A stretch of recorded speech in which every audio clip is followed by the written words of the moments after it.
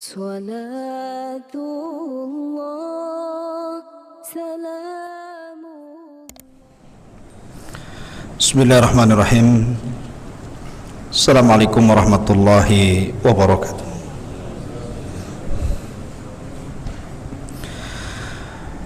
Alhamdulillah wassalatu wassalamu ala rasulillah wa ala alihi wa sahbihi wa mawalah wa la hawla wa la quwata illa billahi wa ba'du.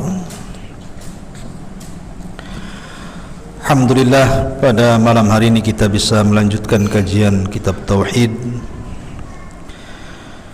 dan kita masuk pada bab yang ke-35, As-sabru ala aqdarillahi azza wa jalla. Sabar di atas segala takdir yang Allah takdirkan kepadanya, dan ini bagian daripada tauhid. Syekh Muhammad bin Abdul Wahab memasukkan bab ini karena sabar di atas segala takdir itu bagian daripada tauhid. Tapi sebaliknya, orang yang tidak sabar atas segala takdirnya, maka dia telah mengurangi tauhidnya. Taib. Allah Subhanahu wa taala berfirman, "Ma asaba min musibatin illa bi idznillah.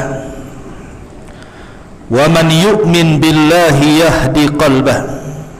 Wallahu bi kulli syai'in alim." Tidak ada satu musibah pun yang menimpa seseorang kecuali karena izin Allah. Dan barang siapa yang beriman kepada Allah, niscaya dia akan memberikan petunjuk kepada hatinya, dan Allah Maha mengetahui segala sesuatu. Al-Qamah mentafsirkan iman yang tersebut dalam ayat itu dengan mengatakan, huwa rajulu tusibuhul musibatu faya'lamu annaha min indillahi fayarda wa yusallim. Maksudnya dalam ayat itu adalah orang yang ketika ditimpa musibah, ia meyakini bahwa musibah itu datang dari Allah, maka dia berusaha redha dan juga pasrah akan takdir yang Allah takdirkan kepadanya. Taib.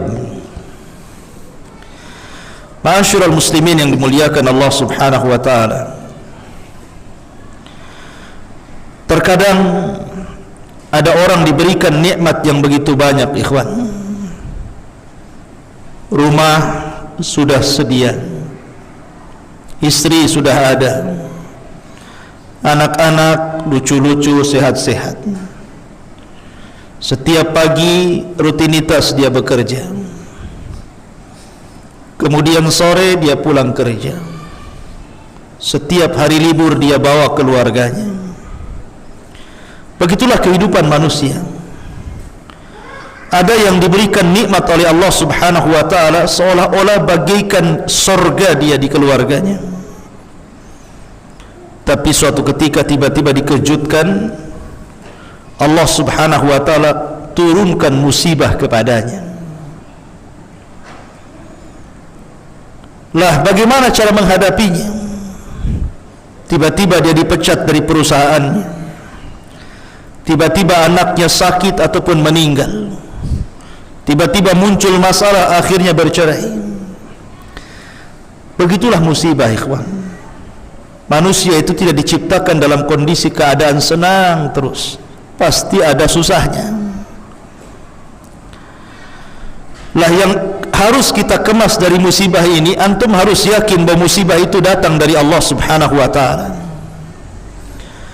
Karena Allah Subhanahu wa taala berfirman, wala nabluwannakum bisyai'in minal khawfi wal ju'i wa naqsin minal amwali wal anfusi was thamarat wa basyiri sabirin. alladzina idza asabathum musibah qalu inna lillahi wa inna ilaihi raji'un. Allah katakan, dan kami akan uji mereka bisyai'in minal khawfi wal ju'. Terkadang Allah uji dengan syai' dari rasa takut, sesuatu ketakutan, ancaman, mau dibunuh, mau dibegal, ada rampok gitu ya. Minal khawf wal ju' ataupun kelaparan, miskin, susah cari kerja, susah ekonomi. Wa naqsim minal amwal, Allah kurangkan hartanya. Dan juga wa naqsim minal amwali wal anfus, ataupun kematian, kematian keluarganya, istrinya meninggal, suaminya meninggal, orang tuanya meninggal, anaknya meninggal, itu ujian. Was samarat, atau kurangnya buah-buahan. Tapi Allah katakan wa basyiri sabirin, maka berbahagialah bagi orang-orang yang sabar. Siapa orang-orang yang sabar ini? Allah katakan alladzina idza asabathum musibah, orang-orang yang Allah timpakan musibah kepadanya, kemudian dia katakan inna lillahi wa inna ilaihi raji'un, semua datang dari Allah, maka akan kembali kepada Allah. Orang kalau yakin bahwa semua rizki datang dari Allah, kemudian Allah ambil, itu tenang, itu kan semua milik Allah, terserahlah Allah mau ambil. Tapi ada orang-orang yang tidak terima seperti ini. Dia tidak bisa menghadapi ujian yang seperti ini. Terkadang mereka tasakhut, mengeluh kepada Allah Azza wa Jalla. Saya akan sebutkan beberapa kisah yang menarik. Di zaman dulu ada seorang ulama bahasa namanya Al-Asma'i rahimahullahu ta'ala. Al-Asma'i ini melakukan safar, perjalanan untuk thalabul ilmi bersama beberapa kawannya. Rupanya akhirnya dia nyasar ke padang pasir, bekal pun habis. Rupanya di padang pasir itu ada perkemahan, ada satu kemah, di situ ada wanita tua. Akhirnya Al-Asma'i pun singgahlah di kemah itu. Boleh jadi ada makanan yang bisa dimakan, mau jadi tamu. Baru saja Al-Asma'i duduk, dan wanita itu wanita tua yang sangat salehah, yang sangat baik, dan dia memiliki ternak beberapa kambing. Tiba-tiba kemudian dia mengambil pisaunya dan hendak menyembelih kambing. Dari kejauhan datang dua unta, yang satu unta tanpa penunggang, yang satu unta ada penunggangnya. Ibu ini bahagia, disangkanya anaknya datang. Rupanya dari jauh kemudian mendekat. Rupanya unta yang tidak ada penunggangnya itu untanya, tetapi tidak ada anaknya yang ada di atas tunggangan itu, karena unta itu dibawa orang lain. Artinya anaknya hilang. Ketika sampai kemudian unta itu, maka orang yang membawa unta itu mendoakan ibu itu, semoga Allah Subhanahu wa ta'ala memberikan pahala atas musibah yang menimpa anak anda. Ibu itu langsung kaget mendengar ucapan seperti ini. Maka ibu ini bertanya, kemana anakku? Maka kata penunggang unta satu ini mengatakan, sesungguhnya anakmu jatuh di tebing, kemudian jatuh ke jurang dan mati. Ibu ini langsung shock, tapi berusaha sabar dia.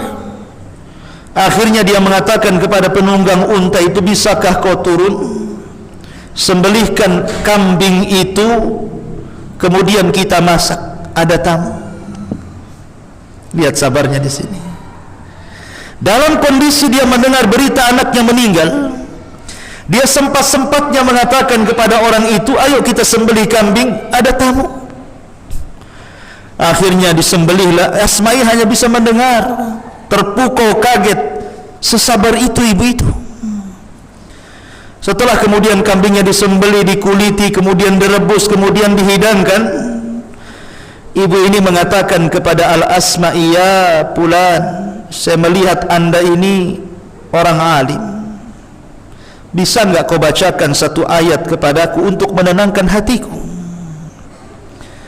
Maka Imam Asma'i tiba-tiba membaca ayat yang tadi saya baca, "Wala nabluwannakum bisyai'in minal khawfi wal ju' wa naqsim minal amwali wal anfusi was thamarat wa basyiris sabirin alladzina idza asabathum musibah qalu inna lillahi wa inna ilaihi raji'un."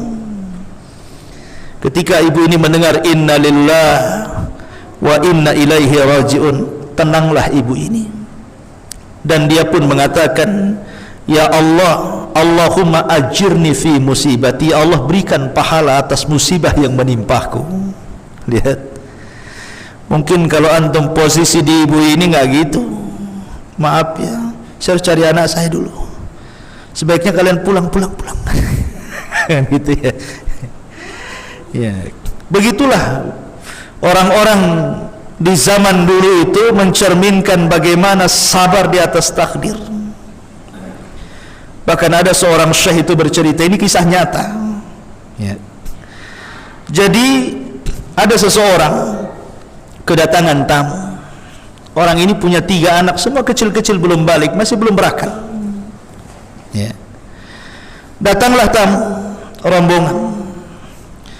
Kemudian karena ingin memuliakan tamu, dia ambil salah satu anak unta, kemudian disembelih. Lah anak-anak kecil yang belum balik, yang belum berakal ini melihat bapaknya sedang menyembelih unta. Tiba-tiba kakaknya yang paling besar mengambil pisau dan mengatakan kepada adiknya, "Dek, bagaimana kalau seandainya kita lakukan apa yang dilakukan abi bapak kita? Ku sembelih kamu sebagaimana dia nyembelih unta." Subhanallah ya. Akhirnya unta itu disembelih. Ini yang kakak nyembelih juga adiknya. Namanya anak-anak, belum berakal ya. Makanya hati-hati antum, jangan nyembelih-nyembelih dekat anak. Ditirukan deh sama adiknya, disembelih nanti ya. Akhirnya kemudian ayahnya sudah nyembelih unta, untanya sudah tumbang, siap dikuliti. Tiba-tiba mendengar adiknya menjerit, anaknya menjerit ya. Maka ayahnya langsung kemudian berteriak. Anaknya ketakutan, lari keluar rumah, datang mobil, ditabrak dua-duanya, mati semua. Adiknya mati disembelih, dua-duanya ketabrak mobil. Bapaknya langsung terdiam melihat kondisi seperti itu, megap-megap, dia kena serangan jantung, mati juga bapaknya. Langsung 3 orang anaknya meninggal, dia pun meninggal. Tinggal ibunya. Ibunya hanya bisa terdiam. Apalah yang bisa dilakukan dalam kondisi seperti ini, kawan? Kayak patung. Dalam sekejap saja musibah itu bisa beruntung. Musibah itu, ikhwan, kalau Allah turunkan, terkadang musibah itu beruntun, dan ini perlu kesabaran. Jangan sangka orang yang beriman itu kemudian Allah biarkan. Ahasiban nas an yutraku an yaqulu amanna wa hum la yuftanun. Apakah manusia mengira ketika mereka mengatakan saya beriman kepada Allah, mereka tidak diuji? Mereka akan diuji untuk mengetahui siapa yang jujur keimanannya dan siapa yang dusta keimanannya. Begitulah ujian manusia itu. Makanya Abdullah bin Abbas radhiyallahu anhu ketika datang kabar anaknya meninggal, dia langsung mengatakan inna lillahi wa inna ilaihi raji'un. Berusaha sabar. Karena Nabi SAW pun pernah diuji kematian anaknya. Abdullah meninggal di waktu bayi, Qasim meninggal di waktu bayi, Ibrahim yang sudah 1 tahun 10 bulan meninggal juga. Sampai Rasul menangis. Nabi lo menangis, tak tahan kesedihan. Tapi bukan berarti Nabi menolak takdir. Ketika Abdurrahman bin Auf bertanya, "Wa ma yubkika ya Rasulullah?" Kenapa anda menangis wahai Rasul? Rasul hanya mengatakan innal aina la tadma wa innal qalba la tahzan wa inna bi firaqika ya Ibrahim la mahzunun. Ya Abdurrahman, mata ini bisa menangis, hati bisa bersedih. Perpisahanku dengan Ibrahim ini sungguh menyesakkan dada, tapi aku tidak menolak takdir. Boleh menangis. Inna lillahi wa inna ilaihi raji'un. Ummu Salamah ketika meninggal suaminya Abu Salamah, bagi Ummu Salamah tidak ada laki-laki terbaik melebihi suaminya. Ada orang yang datang melamarnya ditolak, datang lagi laki-laki melamarnya ditolak, karena bagi dia tidak ada manusia yang lebih baik daripada Abu Salamah. Begitulah kecintaan Ummu Salamah kepada Abu Salamah. Saat menjelang wafatnya, Rasul datang kepada Ummu Salamah dan mengatakan, ya Ummu Salamah, isbiri, sabarlah, dan berdoalah kepada Allah, Allahumma hjurni fi musibati wa akhlufhu khairan min ahli. Katakan, ya Ummu Salamah, ya Allah, berikan balasan atas musibah yang kau timpakan kepadaku, dan gantilah Abu Salamah dengan yang lebih baik yang kau kehendaki. Kata Ummu Salamah, tidak mau saya doa itu ya Rasul, karena bagi saya tidak ada yang lebih baik daripada Abu Salamah. Kata Rasul, sudah, baca saja, mudah-mudahan ada yang lebih baik daripada Abu Salamah. Dibacalah doa ini, ya Allah, berikan pahala atas musibah yang menimpaku, dan gantikan Abu Salamah dengan laki-laki yang lebih baik darinya. Selang beberapa waktu setelah masa iddahnya hilang, laki-laki banyak yang melamar Ummu Salamah, ditolak, sampai akhirnya Rasul yang datang. Wah, rupanya ini yang lebih baik daripada Abu Salamah. Ya, kalau ada orang meninggal, bisikkan pada jandanya, insya Allah ada yang lebih baik dari abangmu tuh. Maksudnya siapa? Aku, katanya. Gawat. Ya kan? Ma'asyiral muslimin yang dimuliakan Allah Azza wa Jalla. Maka Rasul mengatakan, aku pinang dirimu hai Ummu Salamah. Kata Ummu Salamah, ya Rasulullah, bukan aku tolak lamaranmu, masalahku anakku masih kecil-kecil, masih anak-anak yatim, dan aku ini wanita pecemburu, tidak mungkin aku dipoligami. Kata Nabi SAW, ya Ummu Salamah, anak-anakmu anak-anakku. Jadi kalau antum nikah dengan janda punya anak, jangan mau sama ibunya saja, mau juga sama anaknya. Kata Rasul, anak-anakmu anak-anakku. Adapun cemburumu, aku akan berdoa kepada Allah, semoga Allah menghilangkan cemburumu. Maka Rasul berdoa, hilang cemburunya. Nih saya cari doa ini, sampai sekarang enggak ketemu. Ana mau ajarkan ke antum. Ma'asyiral muslimin yang dimuliakan Allah Subhanahu wa taala. Begitulah musibah, terkadang kematian suami, terkadang kematian anak, terkadang kematian istri. Begitulah musibah. Musibah itu datang sekonyong-konyong. Bukan kita yang berkehendak, Allah yang berkehendak untuk menguji. Makanya para ulama mengatakan musibah itu SMS dari Allah, walaupun tidak masuk WhatsApp antum. Itu SMS dari Allah, agar dengan musibah itu semakin menanamkan kesabaran dan keimanan kita. Karena orang kalau tidak pernah diberikan SMS berupa musibah, ini bahaya orang ini. Kalau orang hidupnya senang, hidupnya tenang, kerjanya enak, suaminya mantap, istrinya ada, anaknya banyak, nggak pernah ada musibah, bahaya orang ini. Orang kalau nggak pernah kena musibah, bahaya malah. Karena Allah mengatakan, hatta idza farihu bima utu akhadnahum baghtah, kan gitu kata Allah. Sampai ketika mereka bahagia dengan apa yang aku berikan, kata Allah, maka kami akan adab secara tiba-tiba. Karena orang yang diberikan nikmat terus tidak kena musibah itu istidraj, artinya sanastadrijuhum min haitsu la ya'lam. Kami biarkan mereka sampai ketika mereka lalai, kami adab mereka. Tapi dengan adanya musibah ini ada sinyal dari Allah supaya kita jangan lalai. kembali kepada Allah, sehingga ketika Allah berikan musibah kita sudah siap, sehingga kalau Allah berikan bencana kita sudah siap, karena sebelumnya sudah dikasih musibah-musibah itu. Maka yakin, percaya dengan takdir, karena musibah ini macam-macam. Ada orang itu Masya Allah senang hidupnya, pekerjaan enak, anaknya sehat, istrinya cantik, soleh dan soleha, pagi kerja, pulang petang gitu kan, enak. Tiba-tiba dikejutkan, Allah takdirkan dia pula yang sakit.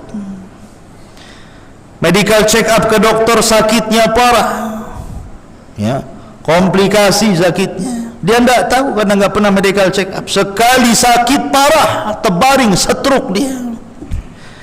Ada orang yang diberikan musibah seperti itu. Maka kalau seandainya Allah menimpakan musibah yang seperti ini, berkacalah kepada Nabiullah Ayub alaihi salatu wassalam. Karena Ayub alaihi salatu wassalam itu diberikan musibah, bukan hanya satu musibah, tapi musibah-musibah. Mulai daripada kehilangan harta, mulai daripada kehilangan seluruh anak-anaknya, mulai dari kehilangan semua teman-teman baiknya, mulai kehilangan semua kehormatannya, kemuliaannya manusia hilang, satu persatu menjauhinya. Karena memang begitu. Orang kalau pertama sakit, ikhwan, pasti orang akan jenguk antum. Banyak orang yang jenguk itu. Ada yang mendoakan, ada yang ngasih beras, ada yang ngasih buah-buahan, walaupun yang makan yang nunggu, bukan yang sakit. Ya, umumnya kan begitu ya. Tapi masih adalah orang-orang yang mungkin dia ada jemaah pengajiannya, datang rame-rame. Itu kalau awal antum kena penyakit, masuk rumah sakit. Tapi kalau sakitnya sudah tahunan, sudah setahun, 2 tahun, malas orang datang. Paling yang jaga di samping antum itu ya istri antum, anak antum saja kan. Begitu memang, itu tabiat manusia. Awal saja rame, kadang-kadang ditinggalkan. Akhirnya apa? Istrinya minta cerai pula. Aduh musibah, sudah terbaring istrinya minta cerai pula. Karena sudah kelamaan jaga suaminya, dia yang cari kerja, dia nggak tahan. Rupanya kerja di luar, kepincut pula dengan laki-laki sehat. Ya, bang gimana bang? Kayaknya nggak lama lagi kita. Kata abangnya, aku pun tak lama lagi mau mati kok. Bukan itu maksudnya. Kacau ini istri, stres. Nggak ada akalnya istri kayak gini nih. Waktu sehat abang sayang, waktu sakit ditendang lah si abang nih. Ya. Masyurah muslimin yang dimuliakan lah, Nabi Ayub ini sama kondisinya seperti itu. Tapi lihat dia punya istri yang solehah luar biasa. 18 tahun dia jaga, dia rawat, dia mandikan. Kan Nabi Ayub sudah tidak bisa bergerak. Dia yang cari kerja, dia yang cari makan. Kata para ulama, kalau dalam kondisi seperti ini istri dapat 2 pahala. Pertama, pahala berbuat baik kepada suami. Yang kedua, pahala sedekah kepada suami. Itu kalau berakal.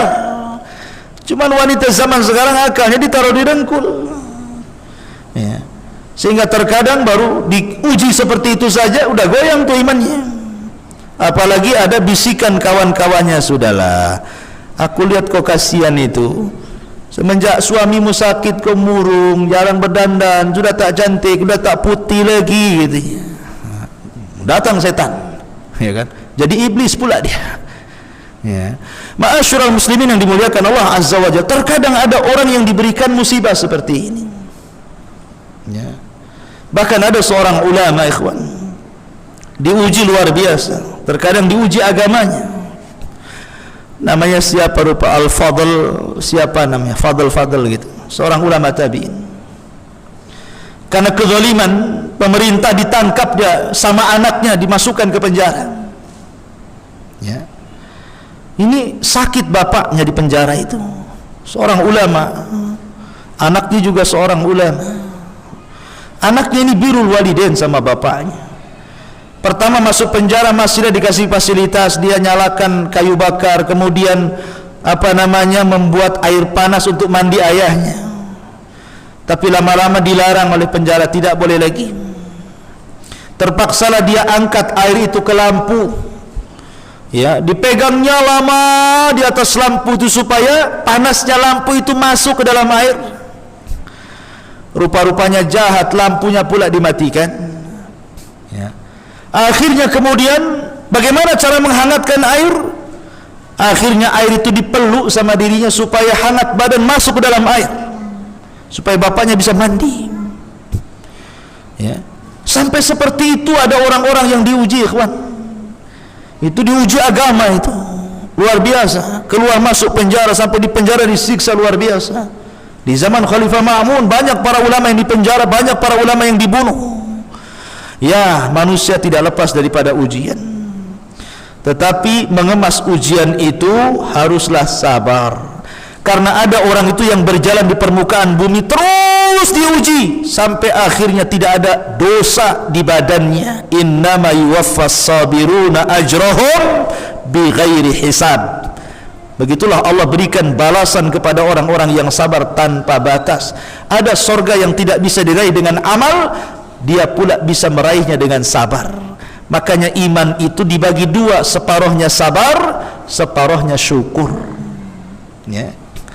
Baik, kemudian diriwayatkan dalam Sahih Muslim dari Abu Hurairah radhiyallahu an bahwa Rasul bersabda, "Ithnatani fin nasi huma bihim kufrun, at-ta'nu fin nasabi wan niyahatu 'alal mayyit." Dua perkara yang masih dilakukan orang padahal keduanya adalah kekufuran. Satu, mencela keturunan, yang kedua meratap kepada orang mati. Ya.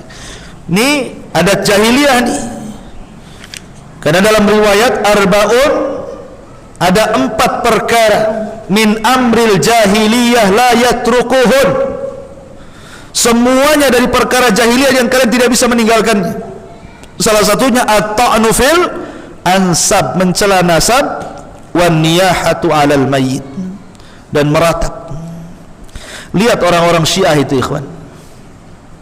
Setiap bulan Asyura tanggal 10, lihat antum di YouTube bagaimana orang-orang Iran mereka membawa pedang, membawa golok, membawa pisau, kemudian ujungnya dirantai, kemudian dipukul-pukul ke badannya sampai berdarah-darah, sampai anak yang belum balik ditotok palu kepalanya biar keluar darah. Dan mereka mengatakan, "Ya Husain, ya Husain." Mereka ingin menebus dosa Husain karena Husain mati dibunuh di Karbala. Apakah ini ajaran daripada Rasulullah? Bukankah Rasul mengatakan salah satu kekufuran adalah an-niyahatu 'alal mayit, meratap kepada orang mati? Harusnya didoakan Husain itu, bukan diratap. Ya, tapi mereka meratap. Nggak boleh meratap, karena di masyarakat ini kadang-kadang nih seorang istri itu kalau tidak kuat imannya, ketika meninggal suami itu, wah, belum meninggal itu baru nazak udah jerit-jerit. Ada tuh, saya pernah melihat itu di kampung itu. Ini suaminya baru nazak, katanya ini udah nazak nih katanya. Menurut orang-orang yang menyaksikan, wah, istri udah guling-guling tuh, guling-guling di tanah. Wah, dipegangi orang ramai, dibawa ke kamar itu. Rupanya tak jadi mati. Ya kan? Udah belum jadi, enggak jadi mati ya. Sembuh suaminya. Udah kayak gitu tuh. Ya. Ada orang-orang yang seperti itu. Gimana kalau jadi mati kan? Wah, makin lagi. Mungkin dia datang ke kuburan, dikorek tuh kuburannya. Ya, siapa bang yang ngasih makan aku, yang ngasih makan anakku, katanya. Gimana sekolahnya anak-anak, katanya. Coba kalau seandainya betul-betul keluar tuh dari kuburan abangnya tuh, coba betul-betul keluar tuh abangnya, kira-kira itu gimana itu? Bisa lari hantunya keluar. La ikhwatu fiddin, muliakan Allah azza wa jalla. Ada orang-orang yang kemudian ini tidak sabar, akhirnya niyahah, jatuh ke dosa besar. Ya. Makanya Nabi SAW mengatakan, laisa minna man darabal khudud wa syaqqal juyub wa da'a bid'ah wal jahiliyah. Tidak termasuk golongan kami orang yang memukul-mukul pipi, merobek-robek pakaian, menyeru dengan seruan jahiliyah. Orang-orang Syiah jangan ditiru, ya.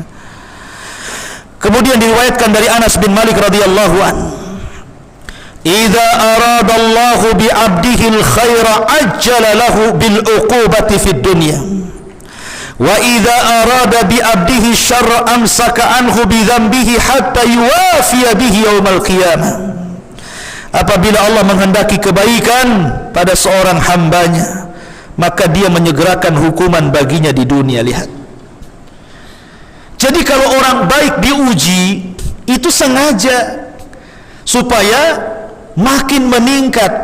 Karena kalau Anda diuji, umpamanya disakiti orang, ya, ada orang yang menyakiti Anda, hakikatnya orang yang menyakiti kita itu sedang mengangkat derajat kita sebenarnya.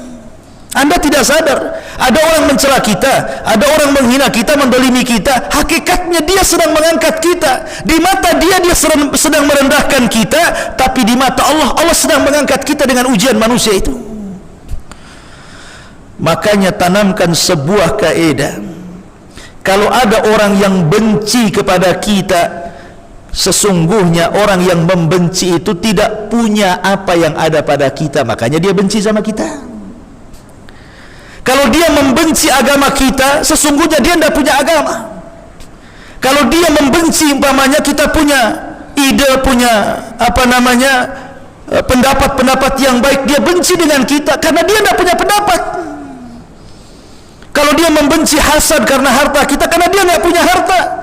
Kalau dia membenci kita karena kita ini dihormati orang, akhirnya untuk menjatuhkan karena dia tidak punya kemuliaan. Jadi antum harus paham, orang yang membenci itu karena dia tidak punya apa pada kita. Dan bukan berarti kalau dia benci kepada kita, hilang dari kita. Tidak ada yang hilang. Apa? Dia benci gara-gara kita kaya, tetaplah kita kaya. Apa masalahnya? Ya. Tidak perlu pusing, wah ini gimana si ini ya. Nah, hati kita ini sayang akhirnya, karena inti niat orang yang membenci kita itu supaya hati kita sibuk memikirkan dia. Maka jangan dipikirkan, tenangkan hati, nggak usah dipedulikan. Makanya sering saya katakan tidur. Tidur saja. Kalau ada yang mencela antum, tidur aja, tidur. Nanti bangun tidur sudah nggak ada lagi, karena Allah tidak menciptakan dia bicara itu untuk kita. Sampai kapan dia bicara itu? Nanti berhenti sendiri. Capek loh dia. Ya. Apalagi kalau bicara sampai sariawan, lama-lama berhenti itu. Orang sariawan kan jarang ngomong tuh. Doakan dia semoga sariawan. Semoga sariawan biar dia berhenti ya. Kemudian sedang apabila Allah menghendaki keburukan pada seseorang hambanya, maka dia menangguhkan dosanya sampai dia penuhi balasannya nanti pada hari kiamat. Lihat. Kalau orang jahat memang sengaja nggak dikasih ujian tuh. Orang jahat itu dibiarkan saja, bisnisnya makin lancar gitu, walaupun dia nggak sholat gitu ya. Anaknya makin banyak, walaupun tak pernah sedekah. Kok enak kali orang itu ya katanya. Jangan salah, sengaja Allah tumpuk-tumpuk dosanya itu. Nanti pada hari kiamat Allah lengkapkan azabnya, gitu maksudnya. Kemudian Allah mengatakan, inna idhamal jazai ma'a idhamil balai. Wa inna Allah ta'ala idha ahabba qawman ibtalahum faman radiya falahu ridha wa man sakhita falahu sukhtu. Sesungguhnya besarnya pahala itu setimpal dengan besarnya cobaan. Dan sesungguhnya apabila Allah mencintai sebuah kaum, maka dia menguji mereka dengan cobaan. Untuk itu barang siapa yang redha, maka baginya keredhaan Allah. Barang siapa yang marah dengan ujian itu, maka baginya kemarahan Allah subhanahu wa ta'ala. Dari sini pentingnya redha, ikhwan. Redha, ya, yang antum harus tanamkan untuk mengemas sebuah ujian itu supaya kita redha, ya. Bagaimana caranya? Ya. Bagaimana caranya? Pertama kita berdoa. Kalau antum dizalimi, doa sama Allah. Doa orang yang dizalimi itu walaupun iblis sekalipun yang berdoa mustajab. Anggap iblis dizalimi. Ada yang menzalimi iblis. Anggap yang doa itu iblis. Mustajab. Lihat iblis berdoa apa? fa'anzirni ila yaumi yub'atsun. Ya Allah, kata iblis, tangguhkan usiaku sampai hari dibangkitkan. Doa bukan? Doa. Iblis berdoa, ya Allah, tangguhkan usiaku. Dikabulkan? Dikabulkan sama Allah. Fa innaka minal mundharin. Oke, kuberikan kau usia panjang, katanya. Iblis berdoa, dikabulkan. Kita bukan iblis, kita manusia. Tapi ada manusia bajunya iblis. Ya. Jadi iblis berdoa dikabulkan, orang kafir berdoa dikabulkan, orang fasik berdoa dikabulkan. Kalau posisi dia madlum, orang kafir itu kalau didolimi, Allah tidak memandang kekafirannya, tapi Allah memandang keadilannya dan membenci kezalimannya. Ini orang mukmin mendolimi orang kafir. Di mana posisi Allah? Posisi Allah di orang kafir. Bukan karena Allah sayang dengan orang kafir, bukan Allah benci kepada orang beriman, bukan. Tetapi karena Allah cinta dengan keadilan dan Allah tidak suka dengan kezaliman. Itu masalahnya. Makanya kalau dizalimi orang kafir itu mustajab doanya. Ketika Rasul mengutus Mu'ad ke Yaman, Yaman itu loh nggak ada orang Islam, yang semuanya ahli kitab, orang musyrik, belum ada orang masuk Islam di Yaman. Tapi Rasul mengatakan kepada Mu'ad, fattaqi da'watal madlum fa innahu laisa bainahu wa bainallah hijab. Hati-hati dengan doa yang dizalimi itu, karena antara dia dengan Allah tanpa ada perantara, tidak ada penghalang.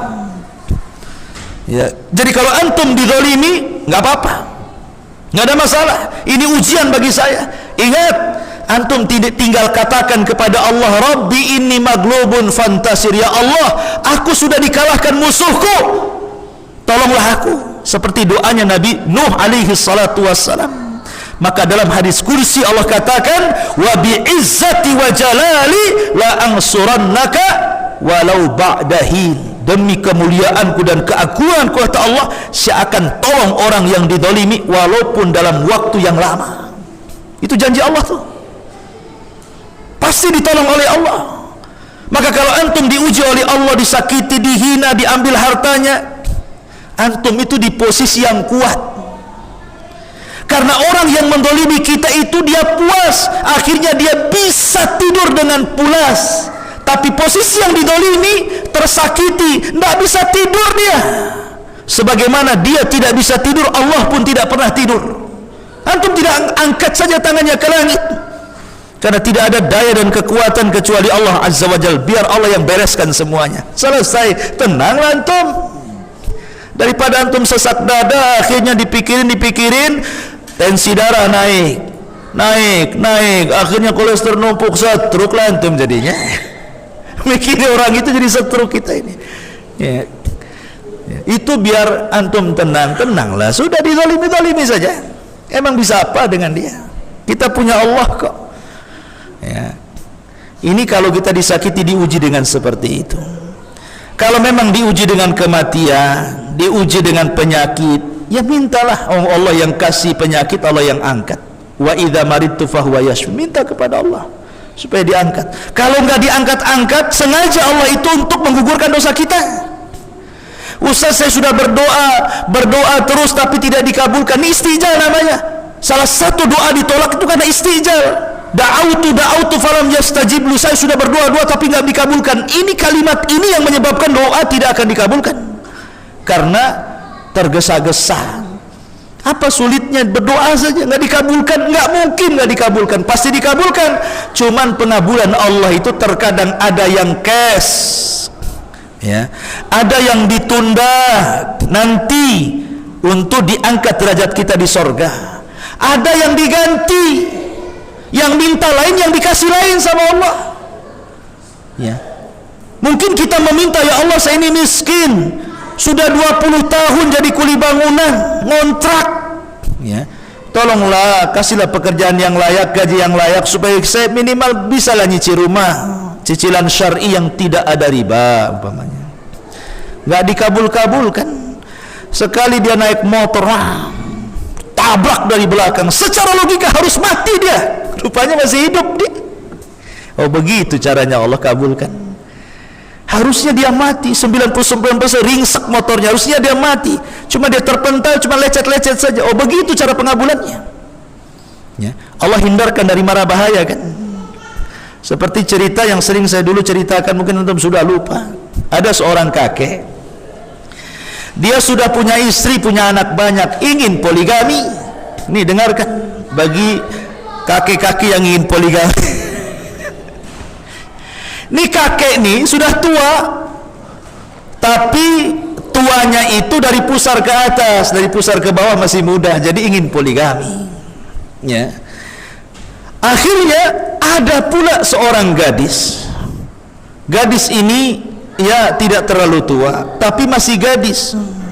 Karena kakek ini kaya gitu ya, punya istri, punya anak. Dilamarlah sama sang kakek ini gadis itu.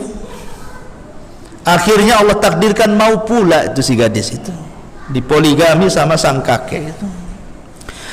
Rupanya kakek ini senang karena tidak ada perlawanan. Artinya tidak ada usaha yang memayahkan untuk mendapatkan hati sang gadis itu. Allah lancar, meluncur begitu saja, tahu-tahu diterima. Oh, jangan-jangan gadis itu cinta sama saya sebagaimana saya cinta sama dia.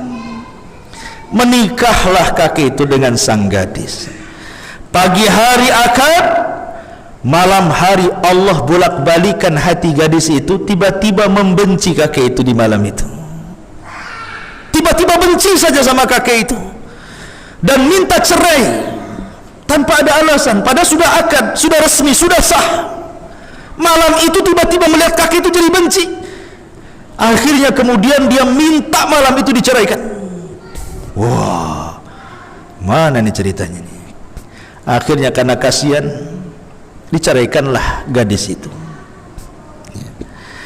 Kakek ini karena saking cintanya, tiap malam lah dia berdoa kepada Allah, Allahumma ruddaha ilayya, Allahumma ruddaha ilayya.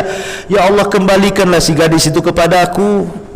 Udah kadung cinta dia, tapi sudah diceraikan. Ya, mudah-mudahan dengan doa itu Allah kabulkan, balik lagi dia rujuk gitu ya. Sampai habis masa iddahnya rupanya ndak rujuk-rujuk. Ya. Habis masa iddahnya. Rupanya selesai masa iddah, si gadis ini dilamar oleh kakek yang lain. Wah, ini memang spesialis kakek. Ya.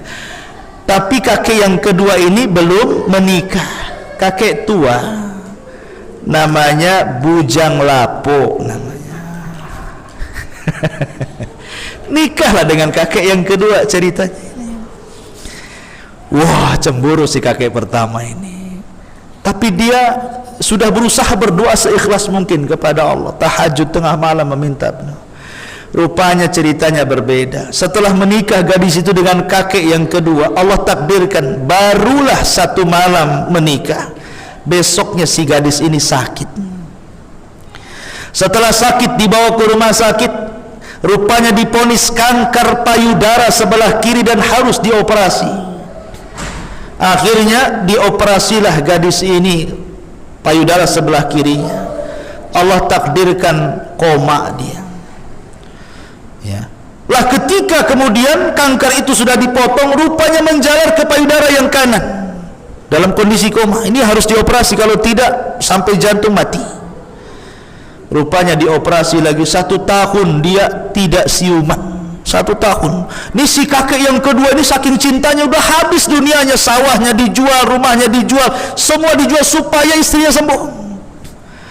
Tapi sudah 1 tahun sakit terbaring di rumah sakit, akhirnya Allah takdirkan meninggal pula gadis ini. Dari sini kata para ulama, oh begitu cara pengabulan Allah kepada doa si kakek yang pertama. Coba bayangkan, kalau seandainya tidak bercerai, kemudian sakit, kereklah si kakek ini untuk ngobati ini, habis mungkin hartanya. Ya, mungkin hartanya habis, mungkin dia bisa masalah dengan istri pertamanya, dengan anak-anaknya kan. Rupanya Allah menghendaki lain, tidak jadi poligami. Pengabulannya apa? Dia sudah berdoa, Allahumma ruddaha ilayya, ya Allah kembalikan dia kepadaku, kembalikan kepadaku. Rupanya Allah kabulkan doa bukan cara seperti itu. Allah sengaja tidak kembalikan kemudian dibuat ibrah, rupanya dia sakit seperti itu, habisin harta banyak. Begitulah cara Allah mengabulkannya, menghindari dari keburukan. Ya, jadi bukan tidak dikabulkan, dikabulkan, cuman caranya lain.